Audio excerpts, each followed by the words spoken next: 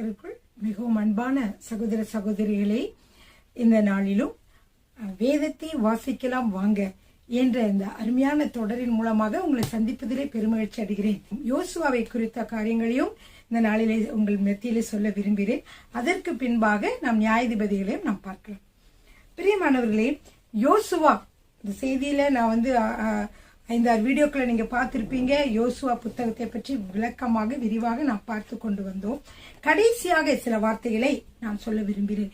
பிரியமானவர்களே, யோசுவா என்னவென்றால் அவர் யார் என்றால் ஒரு தலை சிறந்த தலைவர் தேர்ந்தெடுத்த ஒரு தலைவர்.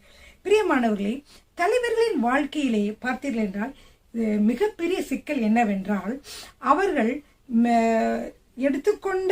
தொடங்கி வைத்த பெரிய திட்டங்களை நிறைவேற்ற முடியாமலேயே பாதியிலே விடைபெற்று செல்வதுதான். பிரியமானவர்களே, யோசுவாவை உருவாக்கியது யாரு? மோசே என்ற தலை சிறந்த தலைவர் தான். தலைவர்களின் வாழ்விலே மிக பெரிய சிக்கல் என்னவென்றால் அவர்கள் தொடங்கி வைத்த காரியங்கள் அல்லது தொடங்கி வைத்த திட்டங்கள் முடிவதற்கு முன்பாக மறைய வேண்டிய சூழ்நிலை ஏற்படுவதுதான். பிரியமானவர்களே, பெரிய லட்சியங்களுக்காக இடைக்கட்டி கொண்டு பல காரியங்களை செய்ய நினைத்த தலைவர்கள் இடையிலேயே அவர்கள் மறைய நேரிடும் பொழுது என்ன செய்ய வேண்டியதா இருக்குது? தனக்கு பின்னாக ஒரு பின்னடியாரை உருவாக்காததினாலே அவர்கள் அந்த காரியங்களை பாதியிலேயே விட்டு செல்ல நேரிடுகிறது. எனவே இந்த சிக்கலுக்கு என்ன தீர்வு?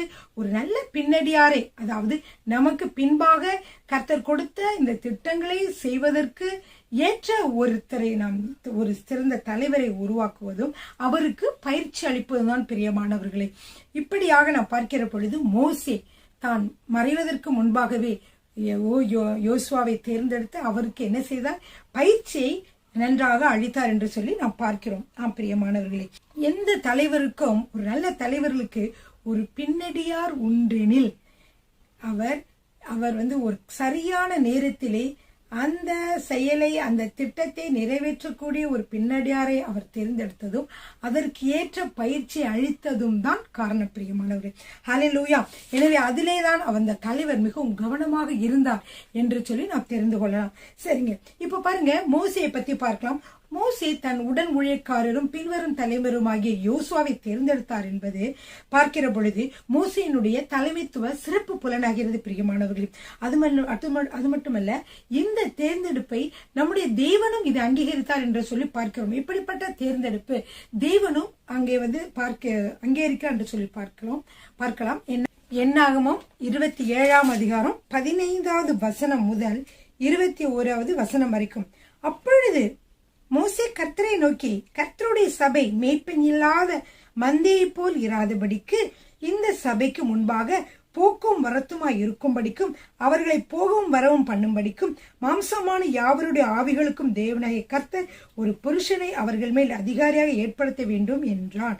கர்த்தர் மோசையை நோக்கி, ஆவியை பெற்றிருக்கிற புருஷனாகிய யோசுவா என்னும் நூனின் குமாரனை நீ தெரிந்து கொண்டு அவன் மேல் உன் கையை வைத்து அவனை ஆசாரியனாகிய எலியாசாருக்கும் சபேலத்திற்கும் முன்பாக நிறுத்தி அவர்கள் கண்களுக்கு முன்பாக கட்டளை கொடுத்து இஸ்ரவேல் புத்திராகிய சபையார் எல்லோரும் அவனுக்கு கீழ்ப்படியும்படிக்கும் உன் கணத்தில் கொஞ்சம் அவனுக்கு கொடு என்று சொல்லி என்ன செய்கிறார்? ஆண்டவர் யோசுவாவை தேர்ந்தெடுக்க சொல்லுகிறார். இப்படியாக தலைவர்கள் தனக்கு பின்வரும் தலைவர்களை அல்லது தலைவர்களை தேர்ந்தெடுக்கிற பொழுது கர்த்தர் காட்டுகிற பொருத்தமான தலைவர்களை தேர்ந்தெடுத்து அவர்களுக்கு கர்த்தர் கொடுத்த திட்டத்தை பயிற்சி அளிக்க வேண்டியதாக இருக்கிறது. பிரியமானவர்களே, ஹல்லேலூயா. அடுத்தது பாத்தீங்கன்னா விடுதலை பயணம், அதாவது எகிப்திலிருந்து விடுதலை பயணமாக எங்கே வந்தார்கள்? கானானை நோக்கி வந்து கொண்டிருந்த வேளையிலே அந்த விடுதலை பயணத்தில் பயங்கரமான நேரங்களில் மோசேக்கு எப்படி இருந்தார்? துணையாகவும் தோளாகவும் நல்ல ஒரு நிழலாகவும் இருந்து அவரோடு கூட ஒத்தாசையாக இருந்தார். பிரியமானவர்களே, மோசே அவரை என்ன செய்கிறார்னா இஸ்ரவேல் படையின் தலைவராக நியமித்தார். மோசே 10 கட்டளையை வாங்க போகும் நேரத்தில் கூட பார்த்தீர்கள் என்றால் அந்த மலையில ஏறி போகும் பொழுது பாதி தூரம் வரைக்கும் யோசுவாவை கூட வருவதற்கு மோசே அனுமதித்தார். மற்ற யாரையும் அனுமதிக்கவில்லை, ஆனால் இவரை மட்டும் அவர் அனுமதித்தார் என்று சொல்லி பார்க்கிறோம். அதை யாத்திரையாகமம் 24ஆம் அதிகாரம் 13வது வசனம். எல்லோரும் நோட்டு புத்தகத்தையும் பேனாவையும் எடுத்துக் கொள்ளுங்கள். நான் சொல்லுகிற வசனங்களை நீங்கள் எழுதி வைத்துக் கொண்டு பிற்பாடு நீங்கள் அதை ஆராய்ச்சி செய்யலாம். யாத்திரையாகமம் 24:13 வாசிக்கலாம். கானானை முதலில் சுற்றி பார்த்தவர்களிலே ஒருவர் தான் யாரு? யோசுவா. இவர் பார்த்தீங்கன்னா உளவு பார்த்த கானானில் இருந்த மற்ற மக்களை விட எழுச்சிமிக்க எண்ணங்களோடு வந்தவர்கள் இருவர் மட்டுமே பிரியமானவர்களே. அவர்கள் யார்? யோசுவாவும் காலேபும் என்று உங்களுக்கு தெரியும் இல்லையா? உளவு பார்க்க சென்ற மற்ற 12 பேர்களிலே இந்த 2 பேரை தவிர மீதியானவர்கள் கானானுக்குள் செல்லவிருந்த மக்களை என்ன செய்தார்கள்? அங்கு கானானுக்குள் செல்வதற்கு என்ன செய்தார்கள் என்றால் நம்பிக்கை இழக்க செய்தார்கள். அவர்கள் சொன்ன அந்த நெகட்டிவான வார்த்தைகளை கேட்ட பொழுது மக்கள் நம்பிக்கை இழந்தார்கள் என்று சொல்லி பார்க்கிறோம். நம்பிக்கையுடன் உற்சாகம் கொண்ட இந்த இருவரும் தான் தங்கள் எண்ணங்களுக்கு ஏற்ப நிஜத்தை அடைந்தார்கள் என்று சொல்லி பார்க்கிறோம். 10 பேர்கள் கானானில் உள்ள ராட்சதர்களை பார்த்து பயந்தார்கள். ஆனால் யோசுவாவோ அதே கானானில் தேவன் அவர்களுக்கு கொடுத்த வாக்கு தத்தம் நிறைவேற கொடுக்கப்பட்ட ஒரு அழகிய தேசமாகவே அதை அவர் பார்த்தார். பிரியமானவர்களிடம் அந்த 10 பேருக்கும் கானான் எப்படி தெரிந்தது என்றால், அந்த கானான் தேசத்தில் உள்ள மக்களுக்கு முன்பாக அவர்கள் ராட்சதர்களைப் போலவும் அவர்களுக்கு முன்பாக இந்த இஸ்ரவேல் மக்கள் வெட்டி கிளிகளைப் போலவும் இருப்பதாக அவர்கள் கண்டார்கள். ஆனால் யோசுவாவோ அந்த வெட்டி கிளிகளை போன்ற மக்களை கொண்டு அவர்களை கொண்ட அந்த ராட்சதர்களை வீழ்த்தக்கூடிய தேவனுடைய மிகப்பெரிய வல்லமையை பார்த்து அவர் விசுவாசத்திலே உறுதியானார். பிரியமானவர்களே, அவருடைய கனவு, அவருடைய பார்வை எப்படி இருந்தது, இந்த 10 பேருடைய பார்வை எப்படி இருந்தது என்று சொல்லி அந்த காரியங்களை நாம் ஏற்கனவே பார்த்தோம். அதை ஒரு தடவை உங்களுக்கு ஞாபகப்படுத்துகிறேன். ஹல்லேலூயா. கானானில் வைத்து தங்களுக்கு வரப்போகும் மரணத்தை நினைத்து பயந்த அந்த 10 பேருமே என்ன ஆனார்கள் என்றால் மரணத்தை எளிதாக கானானை அடைவதற்கு முன்பாகவே மரணத்தை தழுவி விட்டார்கள் என்று சொல்லி பார்க்கிறோம். ஆனால் பாருங்க, அந்த 10 பேருமே தங்களுடைய பலவீனங்களை உற்று பார்த்து அவர்கள் என்ன செய்தார்கள்? உற்று பார்த்து பயந்தார்கள். ஆனால் யோசுவா என்ன செய்தார் என்றால் அவர் தேவனை உற்று பார்த்து அவர் நம்பிக்கை அடைந்தார். எப்படியும் கர்த்தர் சொன்ன வாக்கு தத்தத்தை நிறைவேற்றுவார், நமக்கு கொடுப்பேன் என்று சொன்ன கானான் தேசத்தை அவர் கொடுப்பார் என்று என்ன செய்தார்? அவர் விசுவாசித்தார் என்று சொல்லி பார்க்கிறோம். ஹல்லேலூயா. சரிங்க, அந்த 10 பேருக்கும் தேவைப்பட்டது என்னவென்றால் ஒரு சிக்கல் இல்லாத, ராட்சதர்களே இல்லாத ஒரு நாடு அவர்களுக்கு வேண்டும் என்று அவர்கள் நினைத்தார்கள் அல்ல.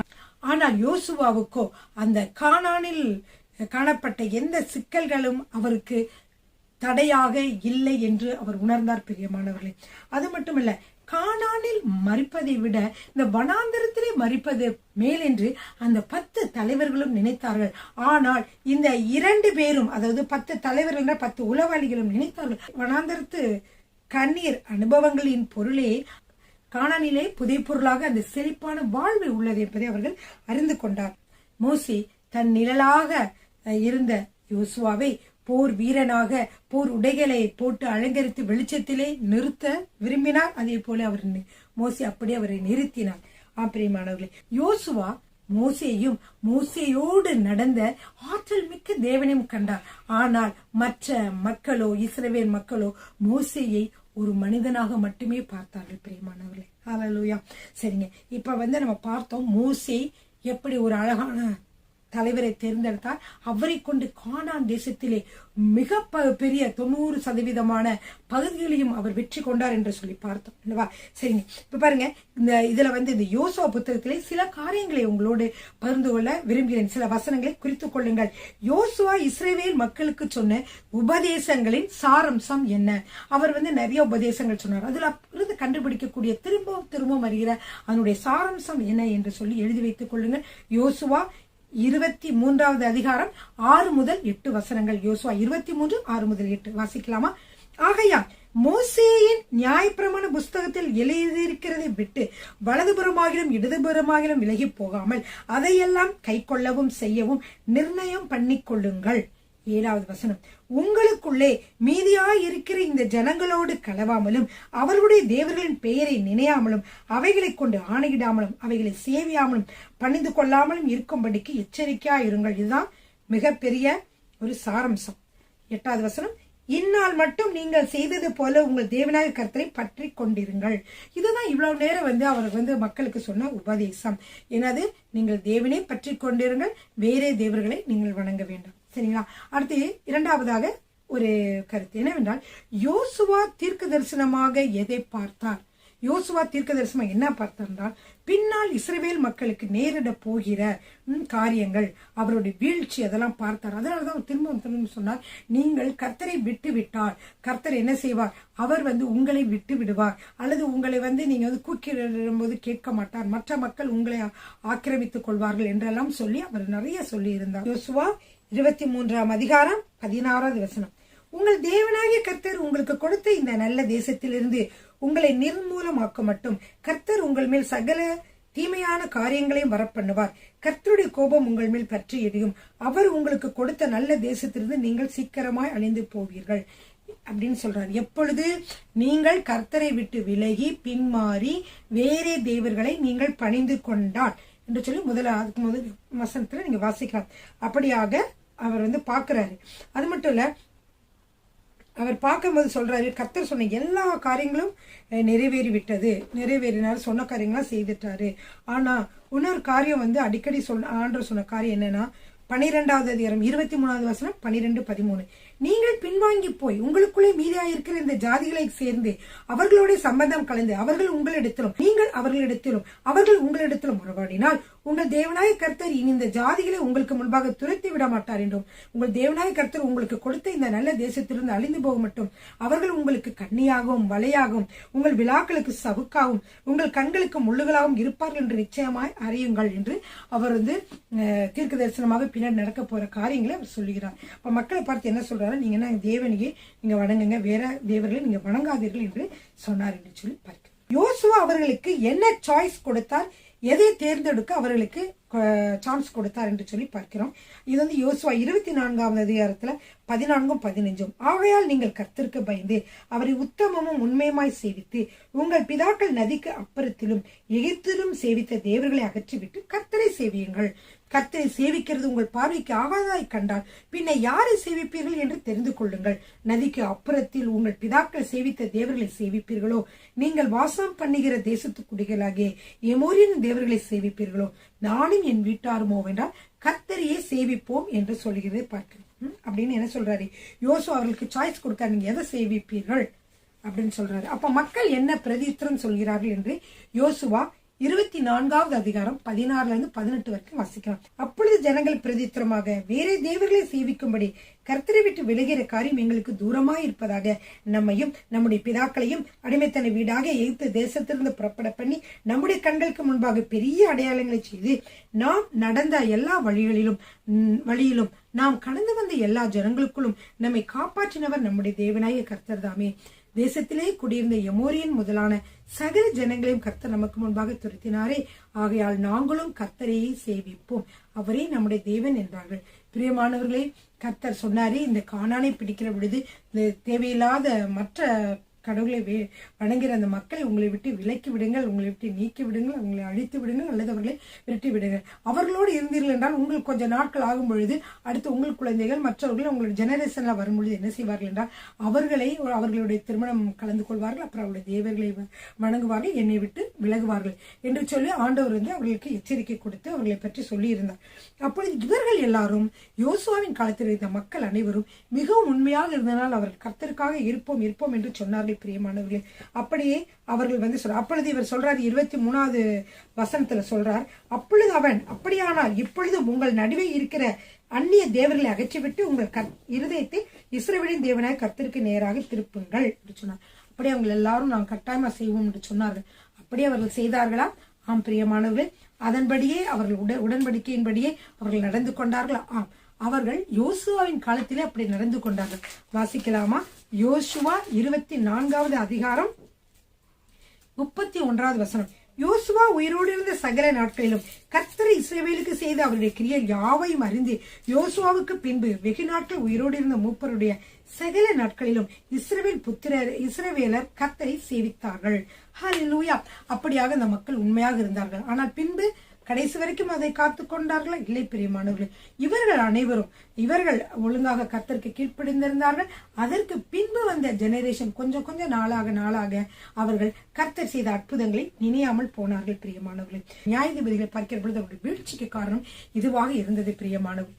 எனவே நாம் கர்த்தரை ஏற்றுக்கொண்ட கர்த்தர் எப்படி நம்மை ரட்சித்தார், எப்படிப்பட்ட வழியிலிருந்து நம்மை பாதுகாத்தார், எப்படியெல்லாம் நமக்கு கிருபை பாராட்டினார் என்று சொல்லி நாம் என்ன செய்ய வேண்டும்? இந்த காரியங்களை அறியாத நம்முடைய பிள்ளைகளுக்கு சொல்லிக் கொடுக்க வேண்டும், கற்றுக் கொடுக்க வேண்டும், அல்லது கர்த்தருடைய அற்புதங்களை விவரிக்க வேண்டும் பிரியமானவர்களே.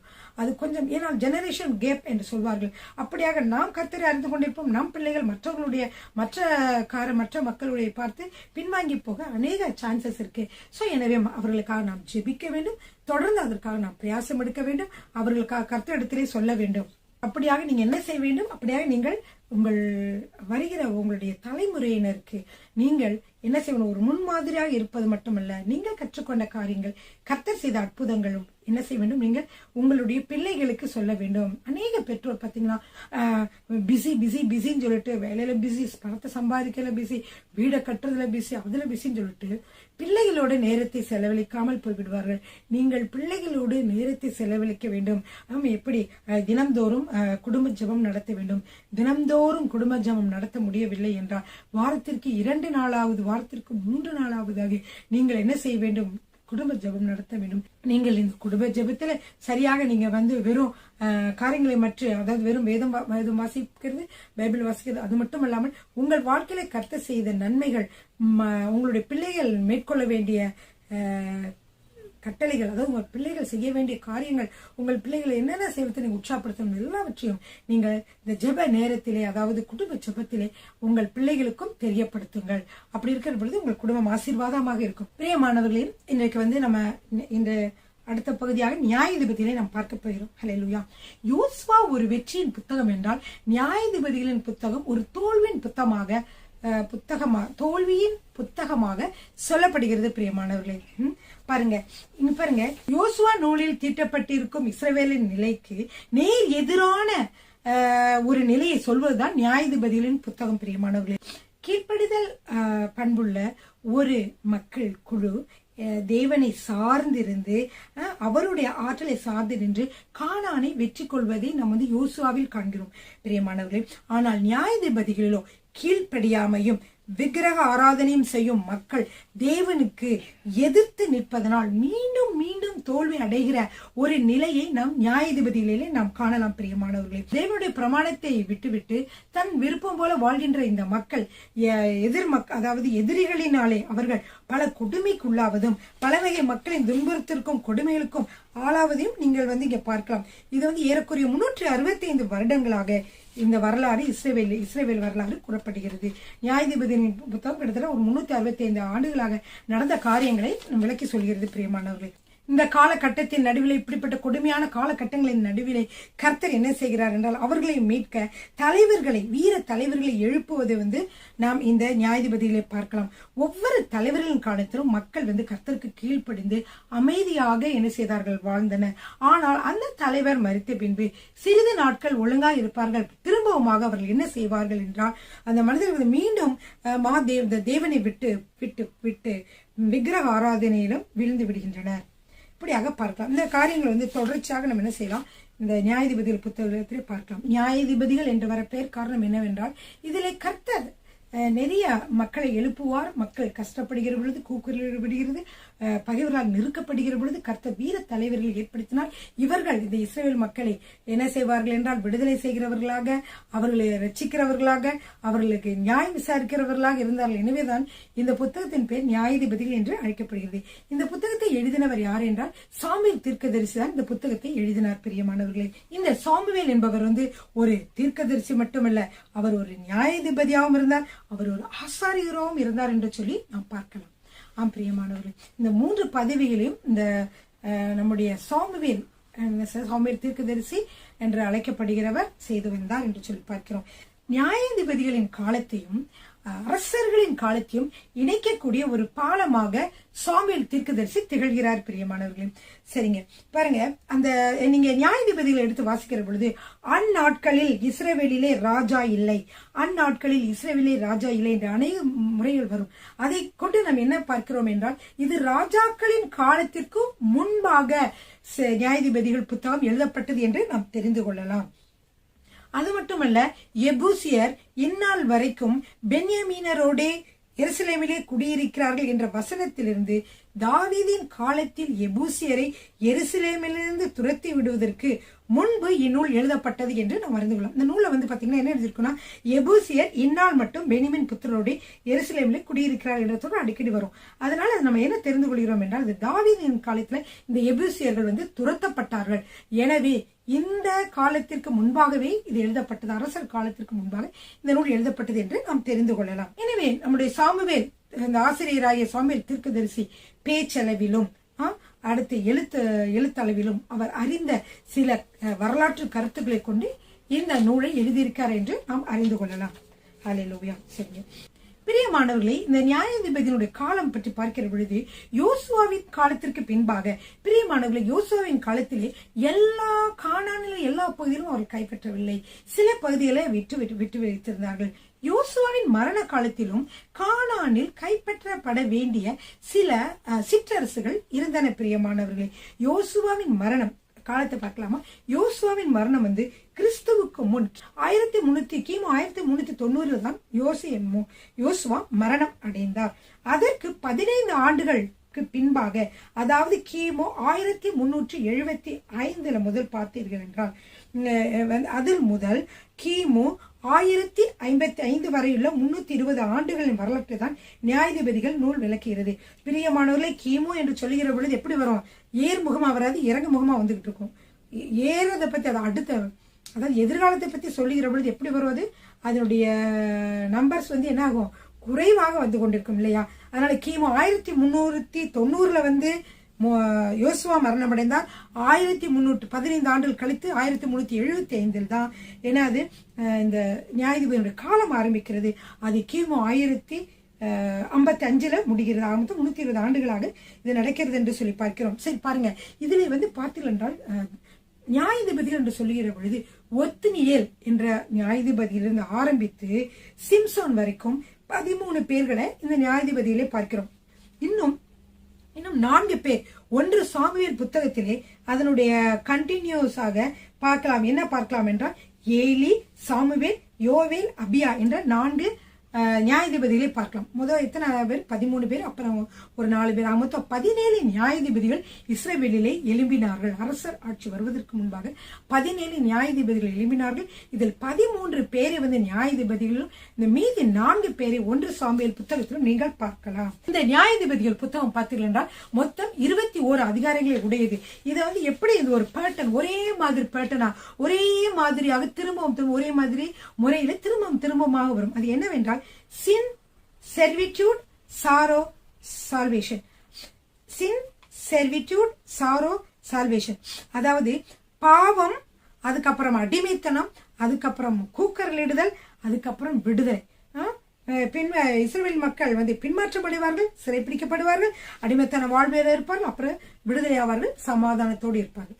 இப்படிப்பட்டது திரும்பவும் சமாதானத்தோடு இருக்கிறது. கொஞ்ச நாள் கழிச்சு திரும்பவும் பின்மாற்றம், பாவத்தில் விழுவார்கள், சிறைப்பிடிக்கப்படுவார்கள், அப்புறம் கூக்கரிலிட்டு புலம்புவார்கள். கர்த்தர் அவர்களை விடுதலை செய்ய தலைவர்களை ஏற்படுத்தும். இப்படியாக கர்த்தர் தலைவர்களை மீண்டும் மீண்டும் மீண்டும் ஏற்படுத்தி கொண்டு மக்களுக்காக பல நியாயாதிபதிகளை அவர் ஏற்படுத்தினதை நாம் பார்க்கிறோம். பிரியமானவர்களே, சரிங்க பிரியமானவர்களே, இந்த நியாயாதிபதிகள் புத்தகத்தை மொத்தமாக 3 பெரும் பிரிவுகளாக பிரிக்கலாம். முதல் பிரிவு என்னவென்றால், யோசுவாவிற்கு பின் உள்ள காலம். இது 1ஆம் அதிகாரம் முதல் 3வது அதிகாரத்துல 3ஆம் அதிகாரம் 4வது வசனம் வரைக்கும். என்னது அது? The period after Joshua. அடுத்ததாக பார்த்தீர்கள் என்றால், இஸ்ரவேலினுடைய பின்மாற்றம், பகைவர்களால் சிறைப்பிடிக்கப்படுதல், பின்பு விடுதலை. இது நியாயாதிபதிகள் அதிகாரம் 3.5, அதாவது 3ஆம் அதிகாரம் 5வது வசனம் முதல் 16வது அதிகாரம் வரைக்கும் காணப்படுகிறது. 3வது இஸ்ரேல்ஸ் அனார்கி, அதாவது இஸ்ரவேலின் அராஜகம். அதிகாரம் 17 முதல் 21 அதிகாரம் வரைக்கும். மொத்தம் நியாயாதிபதிகள் 21 அதிகாரங்கள் உண்டு. அதை நீங்கள் 3 பிரிவுகளாக பிரிக்கலாம். நியாயாதிபதிகளை 3 பிரிவுகளாக பிரிக்கலாம் என்று பார்த்தோம். பிரியமானவர்களே, இதை நீங்க 3 பிரிவுகள் என்ன என்று சொன்னேன். இதை நீங்கள் அறிந்து கொள்ளுங்கள். இது நியாயாதிபதிகளுடைய இன்ட்ரோடக்ஷனாக இருக்கிறது, அறிமுகமாக இருக்கிறது. நான் வருகிற வீடியோக்களிலே நம் நியாயாதிபதிகளை பற்றி இன்னும் அலசி நம்ம ஆராய போகிறோம். பிரியமானவர்களே, கர்த்தர் இம்மட்டுமாக நம்மை பாதுகாத்து வழி நடத்தி இந்த வேதத்தை ஆராய்ச்சி செய்யவும், அதை பற்றி தெரிந்து கொள்ளவும் கர்த்தர் செய்த நன்மைகளுக்காக நான் நன்றி செலுத்தேன். அப்படியே உங்களை கர்த்தர் இம்மட்டும் நியாயாதிபதிகள் வரைக்கும், அதாவது நியாயாதிபதிகளை நம்ம ஸ்டார்ட் பண்றது வரைக்கும் கர்த்தர் உங்களை பாதுகாத்து வழி நடத்த கர்த்தருக்கு ஸ்தோத்திரம். கர்த்தர் உங்களை ஆசீர்வதிப்பாராக. ஆமென்.